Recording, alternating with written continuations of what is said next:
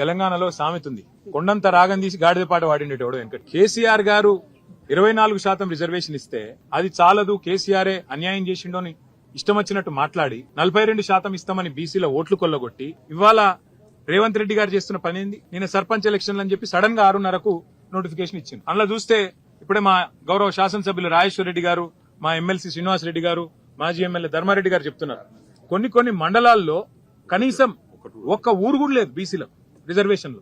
ఇక ఇంతకంటే అరాచకం, ఇంతకంటే కిరాతకం ఏదైనా ఉందా నాకే తెలియదు.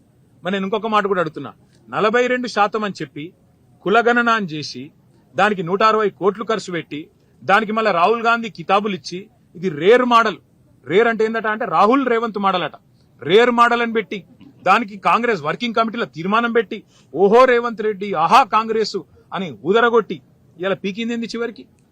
ఏం చేసినావు? 42% రిజర్వేషన్లను నమ్మబలికి బీసీల ఓట్లు కొల్లగొట్టి ఇవాళ 17% పరిమితం చేసినందుకు ముందు రేవంత్ రెడ్డి 2 చెంపలేసుకొని బీసీలను మోసం చేసినందుకు క్షమాపణ చెప్పాలి. సర్పంచ్ ఎన్నికల్లో ఇవాళ ఏ అరాచకం అయితే చేస్తా ఉన్నారో, కొన్ని మండలాల్లోనే బీసీలకు స్థానం లేకుండా, రిజర్వేషన్ లేకుండా చేసి, కొన్ని జిల్లాల్లో కూడా లేకుండా చేసి దుర్మార్గం ఏదైతే ఈ ప్రభుత్వం చేస్తున్నదో దీనికి రాహుల్ గాంధీ క్షమాపణ చెప్పాలి. ఎందుకంటే బీహార్ ఎన్నికల్లో రాహుల్ గాంధీ అబద్దం చెప్పిండు, తెలంగాణలో మేము చేసేసినాం 42% ఇచ్చేసినాం అని బీహార్ ఎన్నికల్లో చెప్తాడు, ఢిల్లీలో చెప్తాడు. అందుకే తెలంగాణ గల్లీల్లో ఉండే మా బలహీన వర్గాల సోదరులకు నా ప్రార్థన, దయచేసి కాంగ్రెస్ పార్టీ మిమ్మల్ని ఏదైతే నమ్మించి గొంతు కోసిందో బుద్ధి చెప్పండి. ఇవాళ పార్టీ రహితంగా జరిగే ఎన్నికల్లో సిగ్గులేదు ముఖ్యమంత్రికి, మంత్రులకు. పార్టీ రహితంగా జరిగే ఎన్నికల్లో పార్టీ పరంగా రిజర్వేషన్లు ఇస్తారట. ఆ ఎన్నికల్లో పార్టీ గుర్తే లేకపోయా, అసొంటప్పుడు నువ్వు పార్టీ పరంగా రిజర్వేషన్లు ఆడికెళ్ళిస్తావు అంటే నమ్మితే ఇక ఎన్ని అబద్దాలు చెప్తారంటే వాళ్ళ నిజంగా వాళ్ళ నోర్లకు మొక్కాలే. మళ్ళొక్కసారి ఇవాళ వీళ్ళ నిజరూపం బయటపడ్డది. వీళ్ళు ఇన్నాళ్లు బీసీల కోసం కార్చిన కన్నీళ్లు మొసలి కన్నీరు అన్నది బయటపడ్డది.